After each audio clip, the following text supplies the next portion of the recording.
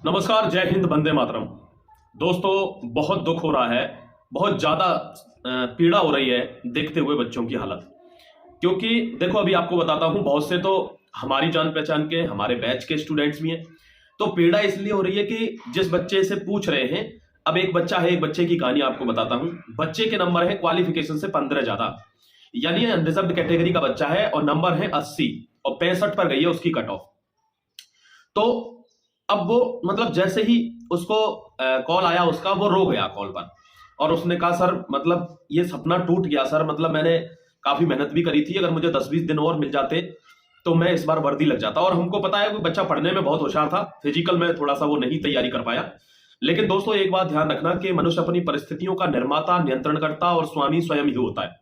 अगर हम किसी को बहुत ज्यादा सिंपैथी देंगे, उसके दुख में शामिल होना अच्छी बात है, लेकिन बहुत ज्यादा सिंपैथी देंगे तो आप समझ लीजिए कि फिर वो चाटुकारिता हो जाती है।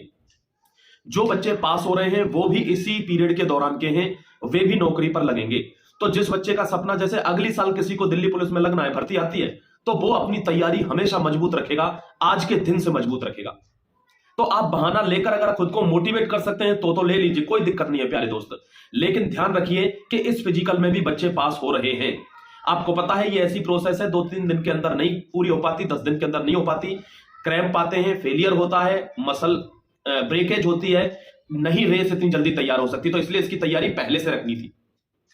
22 तारीख, अब जिस बच्चे के 80 नंबर है उसको तैयारी तो 22 दिसंबर का फिजिकल था, तो उसको तुरंत पेपर खत्म होने का, 3 तारीख को पेपर खत्म हुआ, 4 तारीख से उसको रेस पर लग जाना था, तो उसको आराम से 1.5 महीने का टाइम मिलता।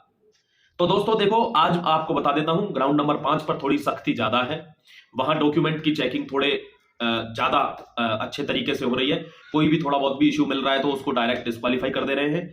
लर्निंग लाइसेंस की फिर बता दूं कि आज भी 0 कैंडिडेट है लर्निंग लाइसेंस के, जो जिसको किया गया हो कि भाई तुम फिजिकल दीजिए।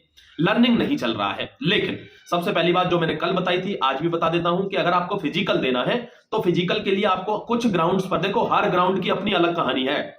कुछ बच्चे नीचे कमेंट में लिखते हैं, सर मेरा भी था फिजिकल, तो ऐसा कुछ नहीं हुआ। वहां प्यारे बच्चे 9 ग्राउंड है, 9 ग्राउंडों की, झड़ौदा कला की, वजीराबाद की अलग अलग चेकिंग है, अलग अलग कहानी है, कहां पर क्या अलाउ, कहीं पे कुछ चीज अलाउ है, कहीं पर नहीं है।